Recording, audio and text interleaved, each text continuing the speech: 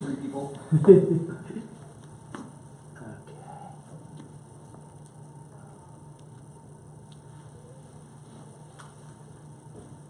are good to go. All right, hi there.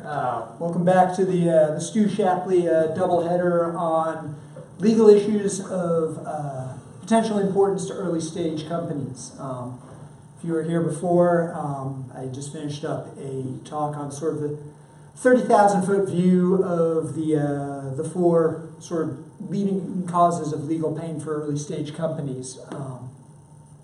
Also, by way of introduction, if you weren't here for part A, I'm Stu Shapley. I am an attorney here in Austin, Texas. I practice patent law, and this second presentation is going to be a sort of overview of the U.S. patent system for early stage companies, to sort of clarify, to y'all what the rules are and where the expected points of expenditure and potential points of monetary reward for participating in the U.S. patent system reside. So here, let me. I brought handouts for people who are in the room. So, as a sort of preliminary question, here, if you all can take one of these. I am circulating copies of.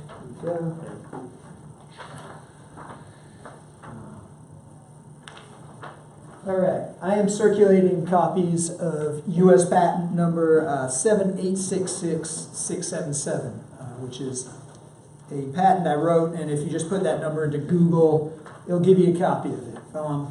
So this is, a patent is a legal document that defines a set of rights an inventor has in an invention.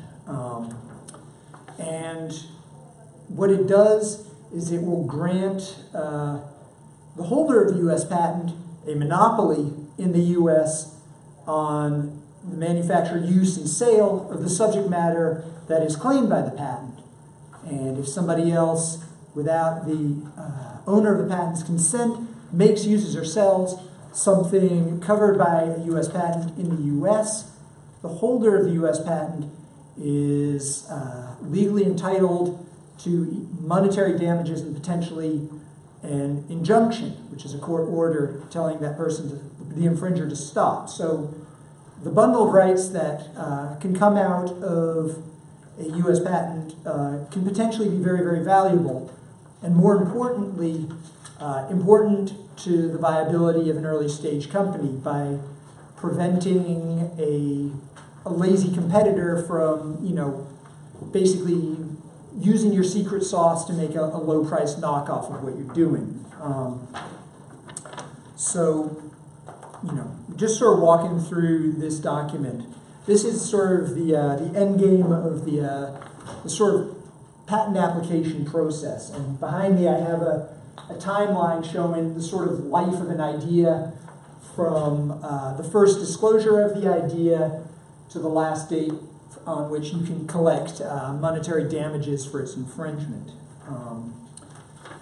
If you want to look like a pro handling a U.S. patent, rule number one, you always start at the back. You look at the claims. And in this case, this patent, it's one I wrote, it was invented by a really remarkable woman who, despite a medical condition that kept her from really having meaningful sensation in her feet, would go bird watching off-road. And she developed her own off-road walking frame, which she could make really narrow to go down single track while she went bird watching. She also sit-skied into her 90s. So, I don't know. I'm not quite sure what the lesson from that is. Maybe you don't have excuses. What this claims is a rollator that has a list of properties, and these are the salient features. They're identified A through G on columns 6 and 7 of this, and that's defining what Ms. Polly Rothstein considered to be her invention, and that's the end goal. That's what you start the patent process with an idea of what exactly your idea is, and you try and express it as a series of sort of like specific things that if someone was ripping you off, they had to do. And you try and think of the minimum number of those. And that's what Claim 1 on column 6 of this document is about. Before Ms. Rothstein got U.S. patent number 7866, 677, she started at the beginning of this timeline behind me. And I don't know how well it shows up on the visual, so I'll also explain it as best I can. Obtaining a U.S. patent we have a relatively fast patent system, but it is still a relatively long, slow-moving process. And under the rules announced by or implemented during the Obama administration, the process or the clock for your U.S. patent rights starts on the day you first disclose your idea publicly. And this may be kind of counterintuitive. Public disclosure comprises, showing it to somebody in public without an NDA, selling it, offering to sell it, describing it in another publication. Basically, it's sort of letting the idea out into the public, as opposed to, the sort of hypothetical construct of the inventor working in his garage. The disclosure is, when you open the garage door and bring your idea out. That starts the clock on the process. Once you do that, in the U.S., you have 1 year to file an application of some sort with the U.S. Patent Office. Now, the U.S. patent system is very pro-inventor, and the system understands that for early-stage companies and small inventors, they're going to be strapped for cash.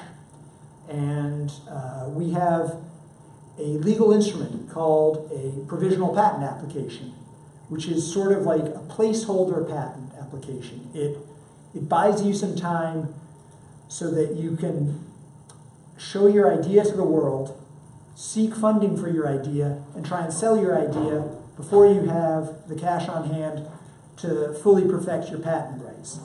And I have an example of a provisional patent application here. I don't have the USPTO number on it, but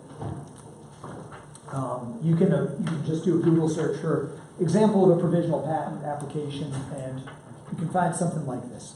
And this is, while the work on this one isn't great, it's representative of the kind of thing that is sort of like a quick and dirty placeholder to get you a spot in the patent office, and to get you a filing date, which is very important because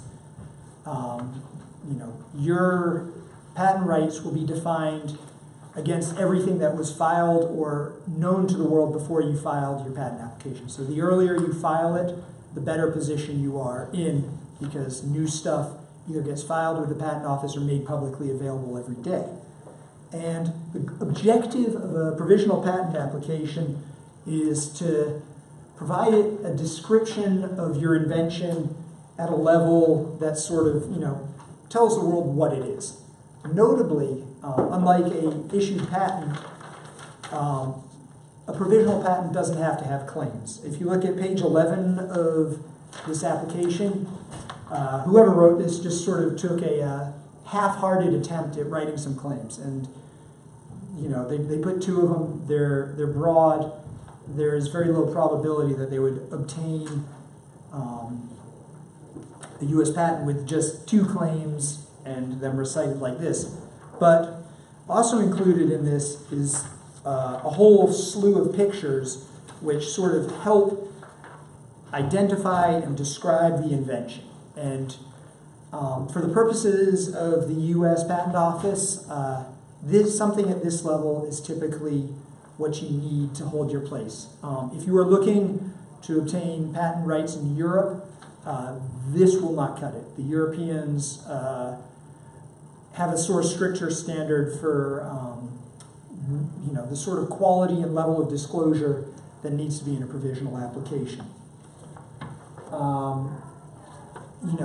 While I generally don't recommend this, it is possible, and there are cases where the inventor themselves can prepare and file the provisional application to save costs. And While this application has been drafted in the format of a patent application, it is possible to just sort of file, like, let's say you did some research and you wrote a white paper on what you researched. Before you send that off to publication, you could send that off to the patent office as a provisional application.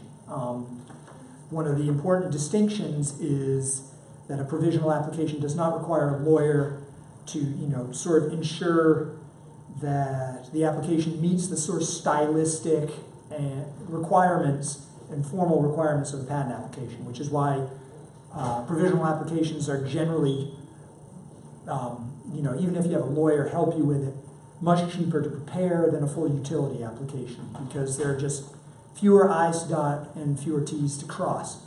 And once you've done that, you've secured your spot in the patent office line, and you are in a much stronger position to go, market your idea. Of course, looking at this timeline, if you do file a provisional application in the U.S., the next important milestone happens 1 year later, at which point, if you wish to continue, let's say your early efforts at marketing the idea suggest that this has promise. If you want to continue on a path towards obtaining patent rights on it, you have to file a full utility application. You have to do that within a year of filing your provisional application.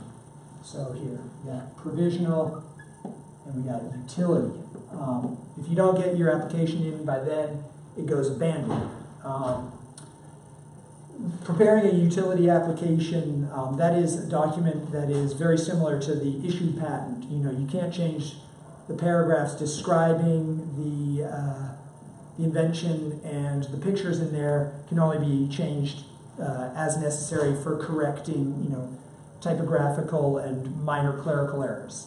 So you want to make sure that the invention as expressed in that document is expressed perfectly, because your ability to correct it and make sure that all your ideas are in there, you don't get to fix that then. You're going to have to make another filing. So from a business perspective, filing a provisional application, in theory, you could do this with just the cost of a USPTO filing fee, which for a very small entity is, I believe, $70. Don't quote me on that. The PTO trade changes its rates up to about $200.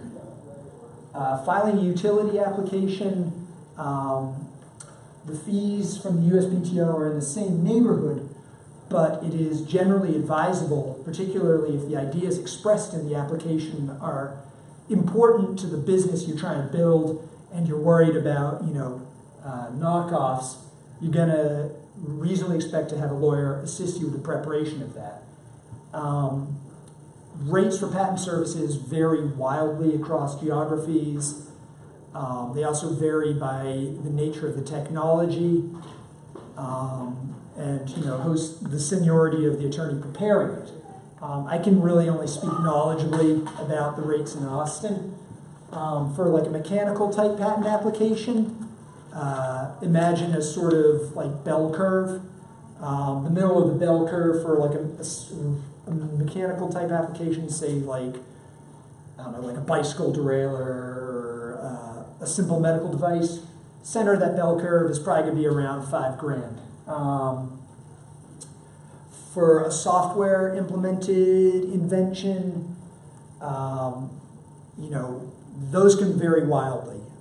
If the invention is, sort of imagining the sort of like protocol stack or the I/O stack, if it's, relatively close to the, the sort of physical layer and directed to a substantive, computing technology. Like, let's say you've got a patent that goes towards like how you're going to allocate, RAM in a processor, something that's, very technical, very nitty gritty. That's going to skew the filing costs lower.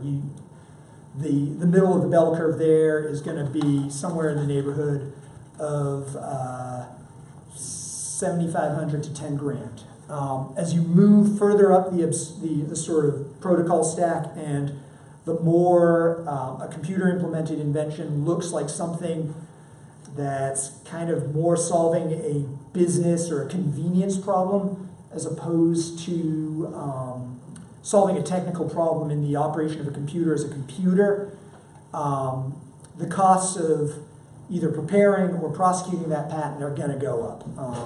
This is because the Supreme Court has issued a number of decisions, and the Patent Office's policy is generally negative towards applications that look like sort of like a business process, and you're just sort of using the tool to implement a business process.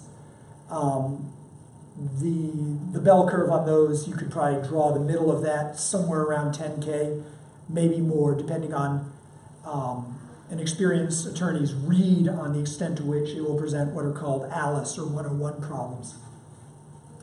And then at the high end of the sort of preparation and drafting costs would be stuff in the biochemical arts.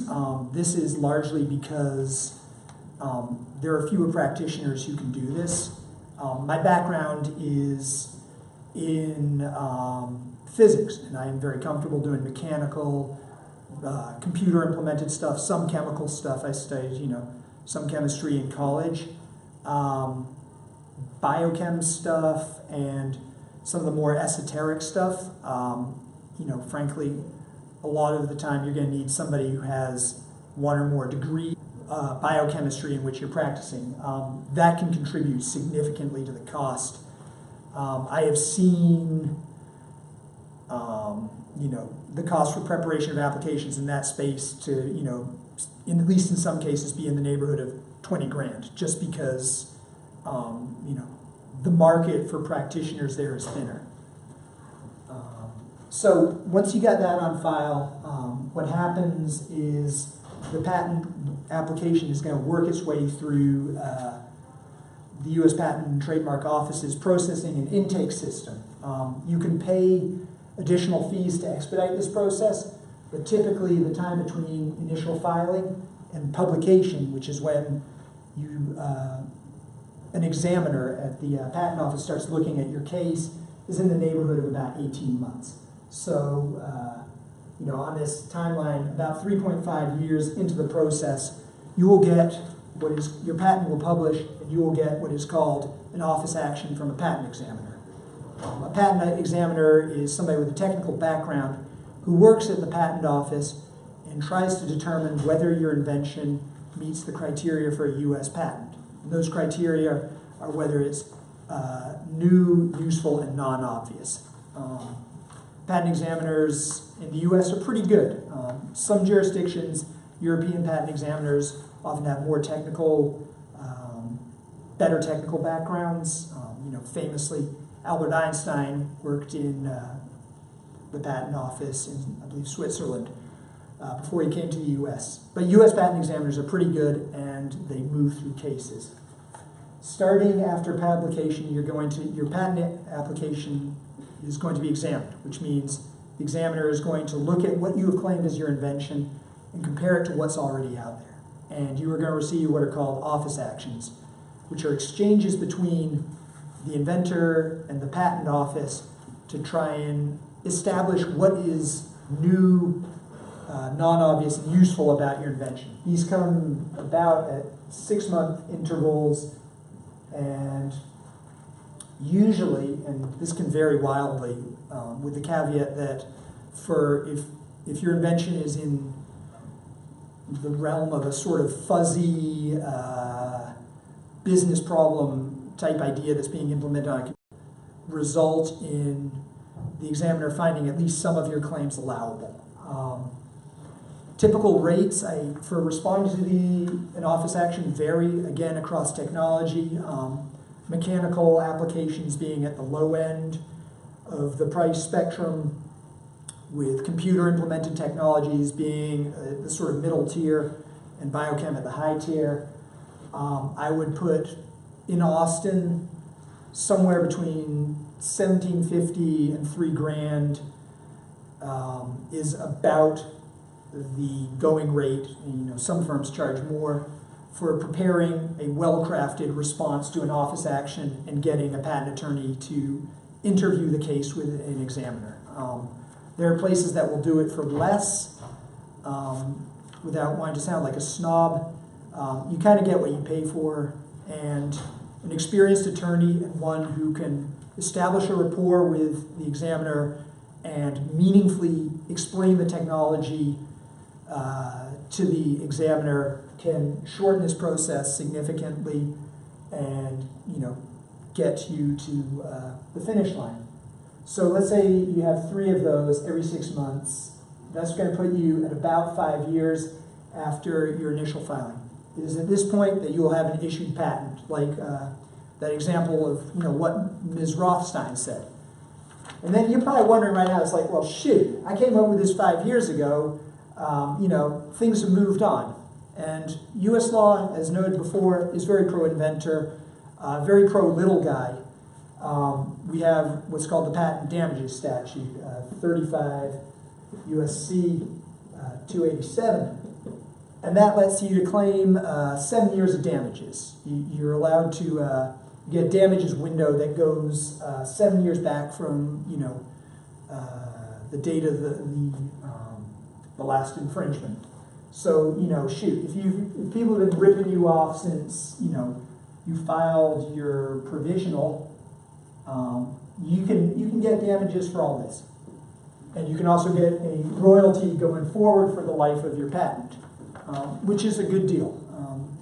In the U.S., patent damages can be expressed 2 ways. One is a reasonable royalty, which is a sort of legal construct which is based on, you know, the sort of royalty rate that the parties would have agreed to at the time of first infringement. It used to be that courts and practitioners kind of used a rule of thumb and put that figure at about 3 to 5% of sales. You know, courts have decided that the rule of thumb approach doesn't work, but in many cases, the reasonable royalties work out to about the same place. The other way, if you can prove it, is lost profits, which can get you a bigger slice of the pie, but presents a more challenging evidentiary problem to prove, you know, that the infringer took your profits. And if you are a manufacturer, you can also gain what's called an injunction, which is a court order telling the person who's infringing your patent to stop doing so. And these are powerful legal remedies. They're not available everywhere in all jurisdictions, like other countries are not as generous to inventors in this way. And there's a 7-year window going backwards on your past damages, and you get the opportunity to get a running royalty, reasonable royalty going forward. Now, the life of your patent is calculated as 20 years from the date you filed your first filing. So if you started with a provisional, it's going to be year 21 it expires. If you started here, it's going to be 20 years from this date. But you get 20 years of, you know, the patent being not expired. At 20 years, the patent expires, and you no longer have a monopoly on the claimed invention. But you can still claim for damages, you know, 7 years after that fact. Of course, if you're at 7 years or 6 years and 364 days, you're only going to get 1 day at the end of the damages window. So, look, sitting on your rights is never a good idea. So that's the sort of large picture. And people are like, okay, I've done this, but I've also heard that bringing a lawsuit in the US is absolutely miserable and expensive. And you're totally right. But, you know, as set forth here, I've identified the costs. And at some level, patent litigation in the US is the sport of kings. However, filing a patent suit is not the only way to realize the value of your patent rights. In fact, it's sort of, in my opinion, oftentimes the last resort. Now, looking along the life cycle of your patent application, there are multiple points at which your filing a patent can bring monetary value to you. One point here is with investors. Oftentimes, parties looking to invest in early stage companies are going to look to see if patent filings have been made, with the practical idea that, you know, I'm going to invest in this guy on the expectation that, you know, somebody can't just come along and copy exactly what he's doing. So as something to make your, you know, secure your sort of corporate footing and make yourself attractive to outside investment, even a provisional application, even that the inexpensive act of filing a provisional application can help markedly in that regard. Moreover, you know, once you have a patent application on file, you can mark your products that you're selling patent pending, which puts competitors on notice and, you know, presents value to you by discouraging some infringing behavior. Furthermore, you can attempt to license or sell a pending application. That is, you know, some people will take licenses on them. Sometimes you can sell and assign a pending application. Typically, it is, you can get more value by licensing or selling an issued patent. And you can also augment the value by, you know, once you file one application, you can file related applications, and there's a sort of multiplier effect in terms of licensing and selling if you have multiple applications within the same family, because it's often a way of fully claiming, you know, all the possible workarounds on your idea, and having a still pending application within the family. It's almost like having stem cells. You can amend them and change them into things that might cover infringements that you didn't foresee at the time of the original drafting. So there's a lot of value there. And there's further value in having an issued patent in that it is an asset whereby, let's say, the business that the patent was developed in support of does not succeed as planned. Well, you may be able to use your patent rights to support a pivot into something else. You know, our firm had an impressive case where a client developed something as a sort of motion sensor that was intended for medical use. And I don't know how the business there worked, but the exact same idea was incorporated into the handheld controller for the Nintendo Wii. And Nintendo rather blatantly infringed that patent. And the patent owner was able, you know, long after the business for the medical application of the technology did not flourish, the patent owner was able to capture some value and get damages for Nintendo's infringement of it. So, you know, even if the underlying business fails, patent rights, because they last for 20 years, you know, it's a way of, you know, recouping some of the value of your initial work. Whereas, you know, if all you had was a product and that product fell out of favor, you know, there is no second act. Whereas patent rights have frequently supported second corporate acts and been unexpected sources of value to the inventor. And there's also the possibility, the U.S., you can assign, you know, let's say you just decide to get out of the business, you can sell your entire portfolio or license your portfolio to entities that will license it for you and collect royalties. So, yeah, their bottom line is, in addition to securing the business against the competitive harm from infringement, a U.S. patent can also be a valuable piece of property to attract investment, and as a sort of, you know, if there has to be up to 7 years backward, you get a damages window during the period in which the patent is valid. Now, there's a suit during this period 7 years back from the date of filing. So, let's say the patent expired today in 2018. I could, go back to tomorrow in 2011 and I'd get, it expired in, tomorrow 2011, I could get 1 day of damages by filing a suit today. So, recognizing that sort of marshaling your resources and discovering infringement can take time, the patent statute, fairly generously gives you 7 years to bring your suit.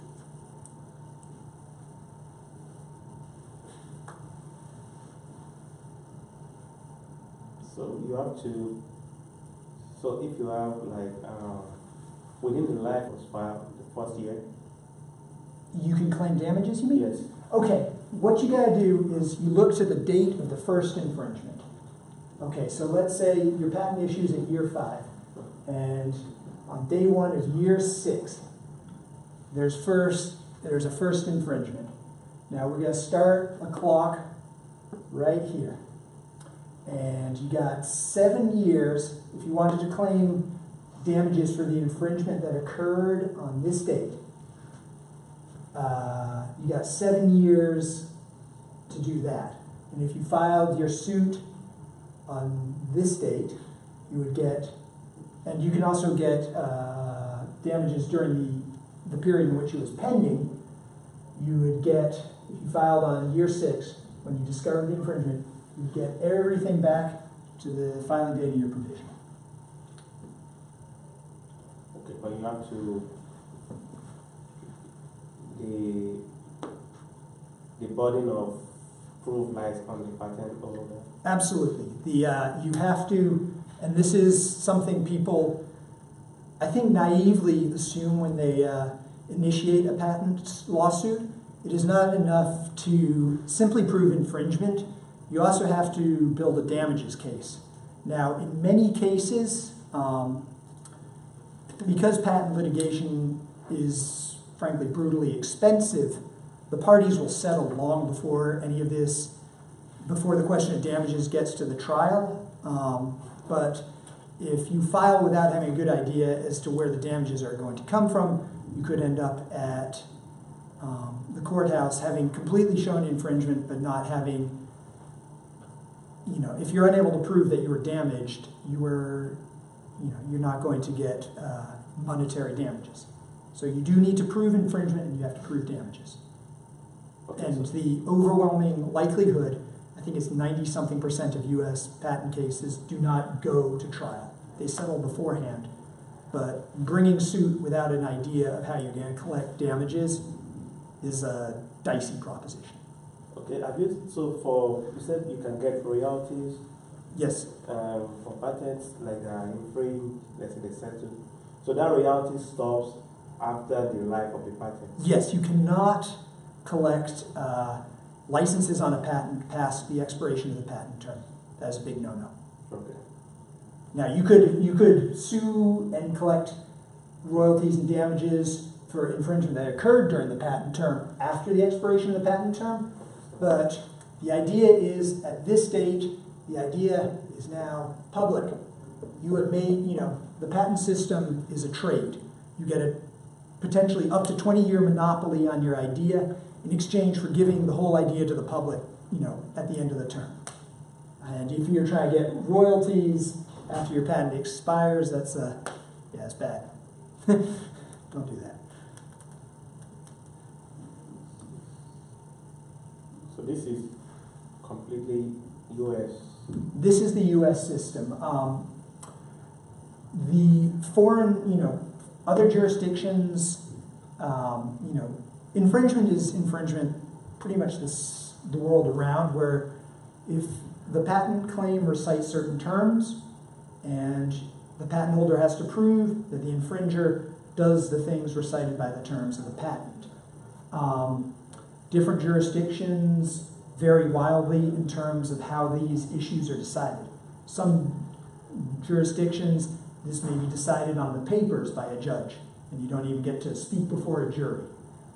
In the US, the preferred mechanism, or the most common mechanism for resolving these disputes, is a jury trial. And the process is fairly transparent. Other jurisdictions have different procedural rules, different evidentiary rules, and a different mindset as to how damages are measured. It is for this reason that the U.S. is sort of like the preferred jurisdiction for seeking damages and relief from patent infringement. We have a good system, and the statutory terms for damages are, compared to other jurisdictions, quite generous.